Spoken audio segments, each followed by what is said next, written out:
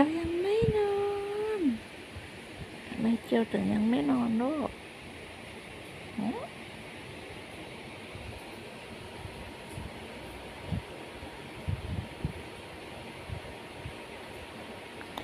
ฝนตกชุ่มฉ่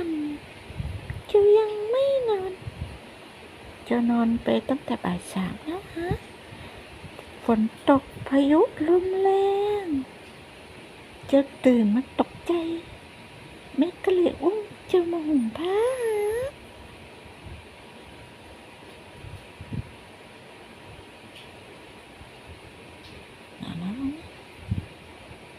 วันนี้ออกไปเที่ยวมาเพลียแล้วก็หลับตั้งแต่หัวค่ำแล้วนะแล้วก็ตื่นเสียงพายุฮะแม่ก็เลยอุ้มเจียวมาฮะ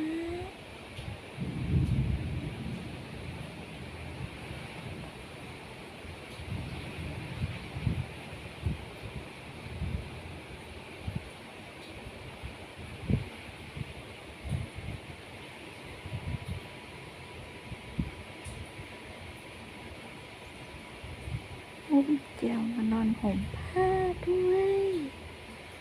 เจียวตกใจเสียงฟ้าร้องนะ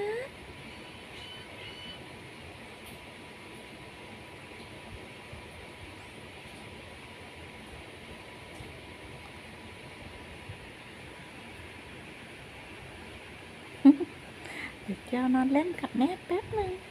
เดี๋ยวเจียวก็หลับแล้วฮะเพื่อนๆ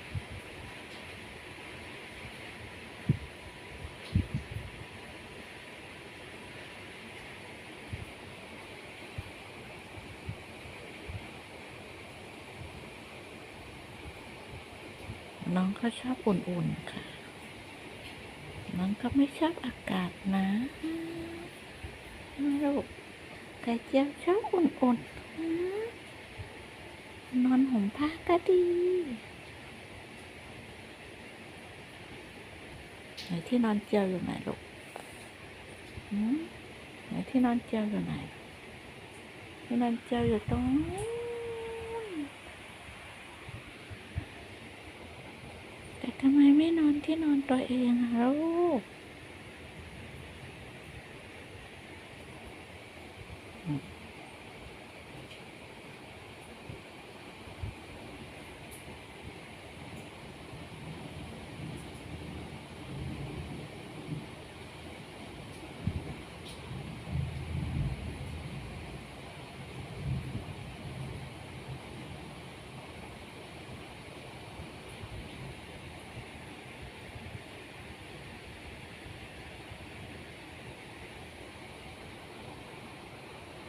นอนแล้วนะ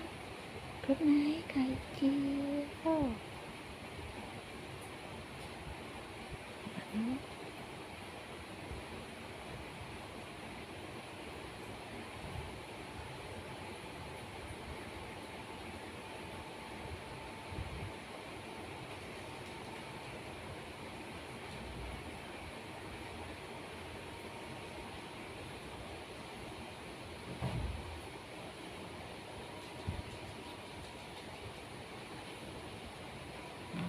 ทุกไนท์ค่ะ